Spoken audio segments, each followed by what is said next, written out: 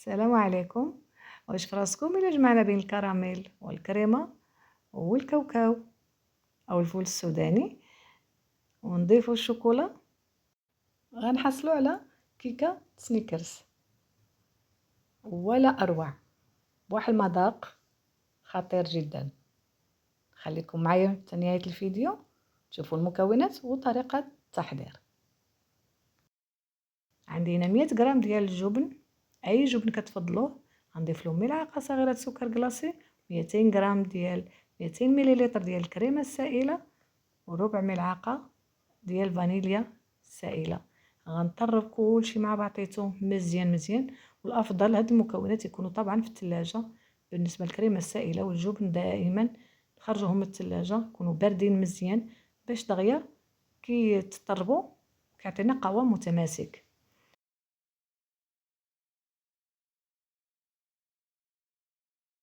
صافي دابا نحضروا الكيكه. غادي نجيب المول وندهنوا بالزبده ونرشوا بالدقيق، وتستعملوا اي مول ماشي ضروري هذا. صافي ومن بعد كنعمل ديك المول في المجمد. انا دائما هذه الطريقه ديالي، المول كنعملو في المجمد حتى كنكمل، من بعد كنجبدو كنخوي فيه الخليط. عندي هنايا 3 ديال البيضات، رشه ملح، وغادي نبقى نطرب ديك البيضات حتى يطلعوا شويوش. عاد نبقى نضيف السكر، عندي 140 غرام ديال السكر. السكر دائما كنضيفوه بالتدريج على البيض باش يتطرب مزيان، ونبقاو نطربوا فيه حتى يبيض الخليط تماما ويضاعف الحجم ديالو. بالنسبه لمكونات الكيكه دائما خصهم يكونوا بحراره المطبخ، خصوصا البيض. البيض دائما جبدوه قبل ما تبداو في الوصفه بساعه على الاقل او ساعتين، عاد خدموا به. صافي كنكب الكميه اللي عندي ديال السكر كامله. صافي انا لاحظت ان الخليط ابيض وتقال. انا غنضيف ربع ملعقه ديال الفانيليا السائله. صافي غادي نهبط سرعه الطراب الدرجه الاولى باش نضيف الزيت. الزيت عندي 75 مليلتر، غنضيفها كذلك بالتدريج حتى نكمل الكميه اللي عندي كامله. هاد الكيكه كتجي مزيونه بزاف صراحه.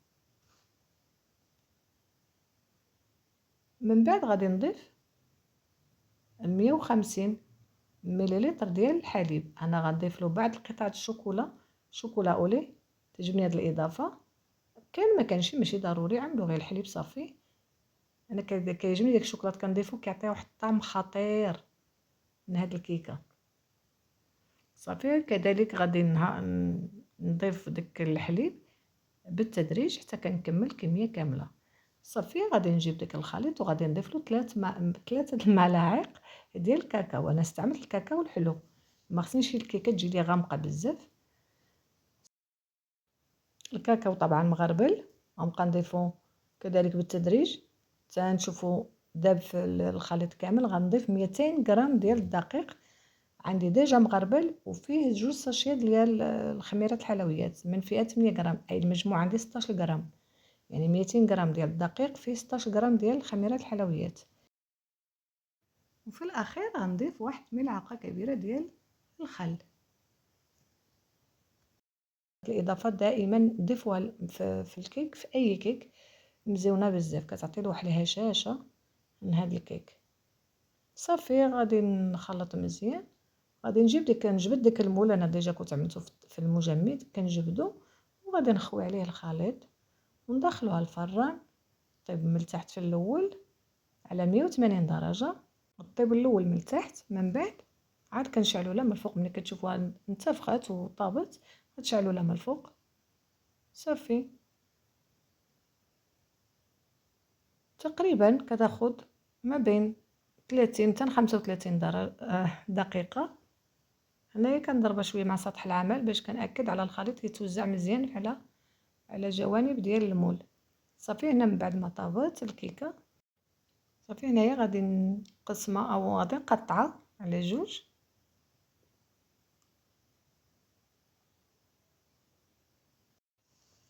هنا غادي نعمل واحد الكوردون في كل طرف في كل طبقه، يعني غير باش يجيوني بالضبط في نفس المكان. ملي غادي نحط الطبقة الثانية على الطبقة الأولى باش يجوا لي في نفس المكان. عليها عملت الكوردون ورشمت بنفس المكان ديال الطبقة الأولى. صافي غنسقيها بالسيرو، متسقيوهاش بزاف. من بعد غادي نجيب الكريمة صافي، وغادي نعمل على ديك الطبقة الأولى ديال الكيكة، غنقيط عليها مزيان كما كتلاحظوا. صافي وغادي نجيب الكراميل، وبالنسبة للكراميل غادي نخلي لكم رابط الفيديو في صندوق الوصف. كراميل كيجي ناجح جدا ومذاق رائع، كراميل منزلي وعندي في القناة. من بعد غادي نضيف له الكاوكاو او الفول السوداني. غادي الكاوكاو طبعا محمر. غنجيب ديك الطبقة الثانية ديال الكيكة وغادي ننزل على الطبقة الأولى، نحيد ديك الكوردون اللي رشمت به. هنا عندي 150 غرام شوكولا اولي شوكولا غيش، ضفت لها 75 مليلتر ديال الكريمه السائله سخونه، خلطتهم مزيان مع بعضياتهم حتى امتزجوا مزيان. ضفت لهم الكاوكاو مهرمش. صافي غادي نخويه على الكيكه،